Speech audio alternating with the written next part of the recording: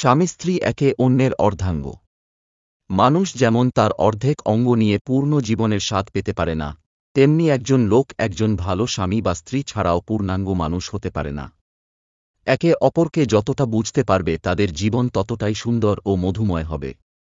একজন পুরুষের জীবনে যেমন অন্যতম আশা থাকে ভালো একজন স্ত্রী পাওয়া, তেমনিভাবে একজন মেয়েরও জীবনে সবচেয়ে বড় চাওয়া পাওয়া হল ভালো একজন স্বামী ভাগ্যে জুটা। একমাত্র একজন আদর্শ স্বামীই পারে তার স্ত্রীর জীবনকে পূর্ণ করে দিতে। স্বামীর বাড়ির লোকজন যতই খারাপ হোক, যতই নিষ্ঠুর হোক, স্বামী যদি তার স্ত্রীকে বুঝতে পারে, তাকে ভালোবাসা দিয়ে পূর্ণ করে দিতে পারে, তবে তাদের সংসার জীবন অনাবিল সুখে ভরপুর হয়ে যাবে। সেখানে পাওয়া যাবে জান্নাতের সন্ধান। এজন্য একজন ভালো স্বামী পাওয়াও কিন্তু ভাগ্যের ব্যাপার। রাসূল সাল্লাল্লাহু আলাইহি ওয়াসাল্লাম সমগ্র মানবজাতির জন্য উত্তম আদর্শ। একজন স্বামী হিসেবে আপনি রাসূল সাল্লাল্লাহু আলাইহি ওয়াসাল্লামকে যদি আপনার আদর্শ বানাতে পারেন তবে পৃথিবীর সব স্ত্রীরাই সুখী হবেন, আপনার সংসারটা কানায় কানায় ভরে যাবে ভালোবাসায়। আপনি পাবেন আপনার স্ত্রীর সীমাহীন ভালোবাসা, আপনার স্ত্রী আপনাকে নিয়ে সকলের কাছে গর্ব করবে। বলবে, এমনই একজন স্বামী তার জীবনে স্বপ্ন ছিল।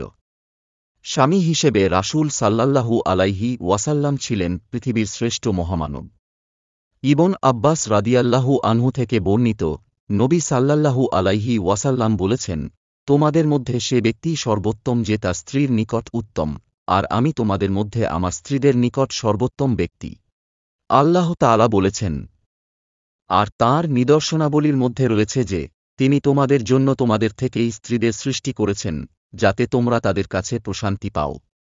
আর তিনি তোমাদের মধ্যে ভালোবাসা ও দয়া সৃষ্টি করেছেন। নিশ্চয় এর মধ্যে নিদর্শনাবলী রয়েছে সে কওমের জন্য, যারা চিন্তা করে। বাড়িতে নিজের কাজ নিজেই করা। আপনার স্ত্রী বাড়িতে সন্তান সন্ততি লালন পালন, সাংসারিক কাজ ইত্যাদি ঝামেলায় সব সময় ব্যস্ত থাকেন। ফলে অনেক সময় আপনাকে সময় দিতে পারেন না। তাতে আপনি তার উপর রাগ না করে আপনার ছোট খাটো কাজ আপনি নিজেই সেরে ফেলতে পারেন।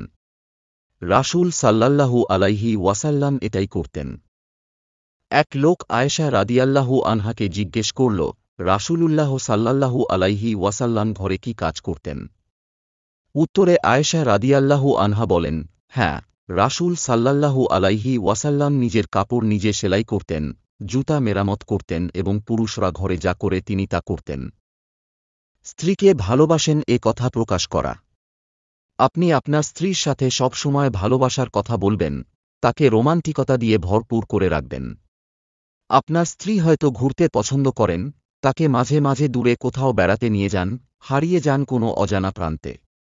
রাসূল সাল্লাল্লাহু আলাইহি ওয়াসাল্লাম তাঁর স্ত্রীদেরকে অনেক সফরে নিয়ে যেতেন। আয়েশা রাদিয়াল্লাহু আনহা বলেন, একবার আমি রাসূল সাল্লাল্লাহু আলাইহি ওয়াসাল্লামের সাথে এক অভিযানে বের হলাম, তখন আমি অল্প বয়সী ছিলাম, শরীর তেমন মোটা ছিল না।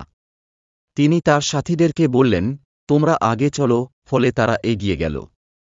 অতঃপর তিনি আমাকে বললেন, এসো আমরা দৌড় প্রতিযোগিতা দেই, প্রতিযোগিতায় আমি এগিয়ে গেলাম। এরপরে আমার শরীরে মেদ বেড়ে গেল, একটু মোটা হলাম। একদা এক সফরে রাসূল সাল্লাল্লাহু আলাইহি ওয়াসাল্লাম আবার সাথীদেরকে বললেন, তোমরা আগে চলো, ফলে তারা এগিয়ে গেল। অতঃপর আমাকে বললেন, এসো আমরা দৌড় প্রতিযোগিতা দেই, প্রতিযোগিতায় তিনি এবার এগিয়ে গেলেন। তিনি হেসে হেসে বললেন, এটা তোমার পূর্বের প্রতিযোগিতার উত্তর, অর্থাৎ তুমি আগে প্রথম হয়েছিলে, এবার আমি প্রথম হলাম, তাই মন খারাপ করো না। মানুষের অন্তরকে যখন তার অপছন্দ কাজ করতে বলা হয় তখন সে অন্ধ হয়ে যায়, অর্থাৎ সে আর কাজ করতে পারে না। মাঝে মাঝে নিজের সাধ্যের মধ্যে স্ত্রীর পছন্দের কোথাও ঘুরতে নিয়ে যান, অথবা পছন্দের কিছু খাওয়ান, তাদেরও একঘেয়েমিতা দূর হবে। স্ত্রীর উপর অযথা রাগ না করা, তারা রেগে গেলে ধৈর্য ধারণ করা। আয়েশা রাদিয়াল্লাহু আনহা থেকে বর্ণিত, তিনি বলেন, রাসূলুল্লাহ সাল্লাল্লাহু আলাইহি ওয়াসাল্লাম আমাকে বললেন, আমি জানি কখন তুমি আমার প্রতি খুশি থাকো এবং কখন রাগান্বিত হও। আমি বললাম, কি করে আপনি তা বুঝতে সক্ষম হন? তিনি বললেন, তুমি খুশি থাকলে বলো, মুহাম্মদ সাল্লাল্লাহু আলাইহি ওয়াসাল্লামের রবের কসম। কিন্তু তুমি আমার প্রতি নারাজ থাকলে বলো, ইব্রাহিম আলাইহিস সালামের রবের কসম। শুনে আমি বললাম, আপনি ঠিকই বলেছেন। আল্লাহর কসম, ইয়া রাসূলাল্লাহ। সেক্ষেত্রে শুধু আপনার নাম মুবারক উচ্চারণ করা থেকেই বিরত থাকি। আপনার স্ত্রীরও রাগ হতে পারে আপনার উপর কোনো কারণে। নারীদের মধ্যে কোনো ক্ষেত্রে দোষ থাকলেই যে তাকে প্রত্যাখ্যান করতে হবে এমন নয়, বরং তার মধ্যে অনেক ভালো গুণও আছে। কোনো বিষয় হয়তো আপনি অপছন্দ করছেন, কিন্তু তাতেই রয়েছে আপনার জন্য প্রভূত কল্যাণ যা আপনি জানেনই না। এজন্যই আল্লাহ তাআলা বলেছেন, আর তোমরা তাদের সাথে সৎভাবে বসবাস করো। আর যদি তোমরা তাদেরকে অপছন্দ করো, তবে এমনও হতে পারে যে তোমরা কোনো কিছুকে অপছন্দ করছো আর আল্লাহ তাতে অনেক কল্যাণ রাখবেন। নবীজির স্ত্রীদেরও রাগ অভিমান হতো, আর আমাদের স্ত্রীদের কি হবে না? সেখানে আমাদের দায়িত্বশীলের মতো কাজ করতে হবে। স্ত্রীকে যথাযথ সম্মান দেওয়া। আপনার পরিবারের সব ছোট বড় সিদ্ধান্তে আপনার স্ত্রীর মতামত গ্রহণ করুন। তাকে সম্মান দেখান, দেখবেন সেও আপনাকে অনেক সম্মান করবে। কেননা নবী সাল্লাল্লাহু আলাইহি ওয়াসাল্লাম উম্মতের নানা সমস্যা তাঁর স্ত্রীদের কাছে জানাতেন। স্ত্রী ও পরিবার পরিজনের সাথে বদান্যতা ও সুন্দর আচরণ।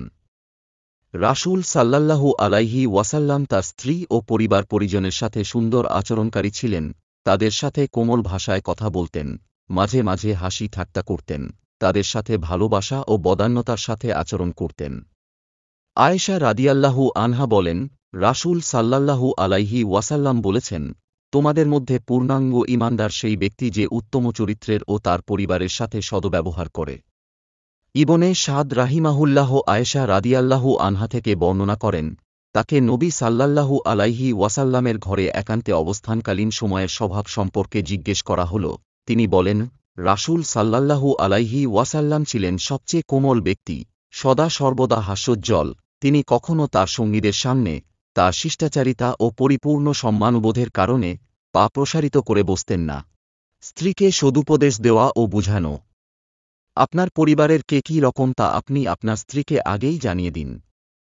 তাকে সবার স্বভাব চরিত্র সম্পর্কে ধারণা দিলে সে অনুযায়ী তাদের সাথে মিলে মিশে চলতে সহজ হবে। মাঝে মধ্যে আপনি তাকে বিভিন্ন সদুপদেশ দেন, তাকে আপনার বাস্তব অবস্থা সম্পর্কে বুঝান। এতে সে আপনাকে আরও বেশি ভালোবাসবে। রাসূল সাল্লাল্লাহু আলাইহি ওয়াসাল্লাম বিভিন্ন অনুষ্ঠানে নারীদেরকে সদুপদেশ দিতেন।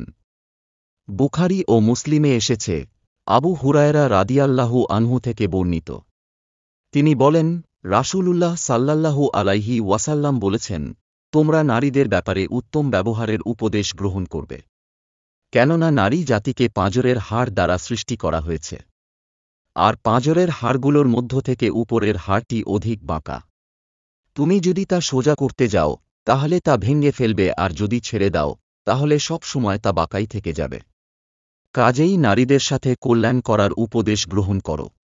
স্ত্রীর পরিবারকে ভালোবাসা। স্বামীর পরিবার ও প্রিয়জনকে আদর আপ্যায়ন ও ভালোবাসা যেমন স্ত্রীর দায়িত্ব, তেমনিভাবে স্ত্রীর পরিবার ও বন্ধু বান্ধবকে উত্তমরূপে আতিথেয়তা ও আদর যত্ন করাও স্বামীর দায়িত্ব ও কর্তব্য। হাদিসে এসেছে, রাসূল সাল্লাল্লাহু আলাইহি ওয়াসাল্লাম খাদিজা রাদিয়াল্লাহু আনহার বান্ধবীর খোঁজ খবর নিতেন ও তার জন্য খাবার পাঠাতেন। আয়েশা রাদিয়াল্লাহু আনহার থেকে বর্ণিত, তিনি বলেন, আমি খাদিজা রাদিয়াল্লাহু আনহা ছাড়া নবী সাল্লাল্লাহু আলাইহি ওয়াসাল্লামের পত্নীদের আর কাউকে ঈর্ষা করিনি, যদিও আমি তাকে পাইনি। তিনি বলেন, রাসূলুল্লাহ সাল্লাল্লাহু আলাইহি ওয়াসাল্লাম যখন বকরী জবেহ করতেন তখন বলতেন, এর মাংস খাদিজার বান্ধবীদের পাঠিয়ে দাও। একদিন আমি তাকে রাগান্বিত করলাম আর বললাম, খাদিজাকে এতই ভালোবাসেন? রাসূলুল্লাহ সাল্লাল্লাহু আলাইহি ওয়াসাল্লাম তখন বললেন, তার ভালোবাসা আমার অন্তরে গেঁথে দেওয়া হয়েছে। সন্তান লালন পালনে স্ত্রীকে সাহায্য করা। আপনি তখনই একজন প্রিয় স্বামী হবেন যখন আপনার স্ত্রীকে সন্তানদের লালন পালনের কাজে সহযোগিতা করবেন। আপনি সারা রাত নাক ডেকে ঘুমাবেন আর আপনার স্ত্রী একটু পরপর বাচ্চার ভিজা কাপড় পাল্টাবে। এভাবে হলে আপনার স্ত্রী আপনাকে একজন স্বার্থপর ভাববেন। আপনিও তার কাজে যতটুকু পারেন সহযোগিতা করেন। রাসূল সাল্লাল্লাহু আলাইহি ওয়াসাল্লাম বাচ্চাদেরকে খুব ভালোবাসতেন। আনাস ইবন মালিক রাদিয়াল্লাহু আনহু থেকে, তিনি বলেন, পরিবার পরিজনের প্রতি রাসূল সাল্লাল্লাহু আলাইহি ওয়াসাল্লামের মতো এত দয়াবান কাউকে দেখিনি। বুখারী ও মুসলিমে আনাস রাদিয়াল্লাহু আনহু থেকে বর্ণিত, তিনি বলেন, রাসূল সাল্লাল্লাহু আলাইহি ওয়াসাল্লাম বলেছেন, আমি নামাজ শুরু করে লম্বা করতে চাই, তবে শিশুর কান্না শুনে হালকা করে শেষ করি, কারণ আমি মায়ের কষ্টের তীব্রতা জানি। স্ত্রীকে পর্দায় রাখা। পর্দা করার অর্থ হচ্ছে আল্লাহ এবং তাঁর রাসূল মুহাম্মদ সাল্লাল্লাহু আলাইহি ওয়াসাল্লামের আনুগত্য করা। কেননা তাঁদের আনুগত্য প্রতিটি নরনারীর উপর ফরজ করা হয়েছে। তাই একজন আদর্শ স্বামী হিসেবে আপনার দায়িত্ব ও কর্তব্য হল স্ত্রীকে পর্দায় রাখা। আল্লাহ তাআলা নারীদেরকে পর্দার নির্দেশ দিয়ে বলেন, আর মুমিন নারীদেরকে বলো যেন তারা তাদের দৃষ্টিকে সংযত রাখবে এবং তাদের লজ্জাস্থানের হিফাজত করে। আর যা সাধারণত প্রকাশ পায় তা ছাড়া তাদের সৌন্দর্য তারা প্রকাশ করবে না। তারা যেন তাদের ওড়না দিয়ে বক্ষদেশকে আবৃত করে রাখে। সুতরাং নারী নিজেকে ঢেকে রাখবে। এতে সে পবিত্রা থাকবে ও সংরক্ষিতা থাকবে, আর তবেই তাকে কষ্ট দেওয়া হবে না, ফাসেক বা খারাপ লোকেরা তাকে উত্ত্যক্ত করতে সুযোগ পাবে না। এখানে ইঙ্গিত করা হয়েছে যে নারীর সৌন্দর্য অপরের কাছে প্রকাশ হলেই তাকে কষ্ট, ফিতনা ও অকল্যাণের সম্মুখীন হতে হয়। পরিশেষে বলব, একজন আদর্শ স্বামী হিসেবে নিজেকে প্রতিষ্ঠিত করতে চাইলে পারিবারিক জীবনে রাসূল সাল্লাল্লাহু আলাইহি ওয়াসাল্লামের আদর্শই আপনার আদর্শ হতে হবে। আপনি রাসূল সাল্লাল্লাহু আলাইহি ওয়াসাল্লামের মতো স্ত্রীকে ভালোবাসলেই আপনার স্ত্রী নিজেকে পৃথিবীর সবচেয়ে সুখী মানুষ মনে করবেন। আল্লাহ তাআলা আমাদেরকে রাসূল সাল্লাল্লাহু আলাইহি ওয়াসাল্লামের মতো একজন আদর্শ স্বামী হিসেবে কবুল করুন। আমিন।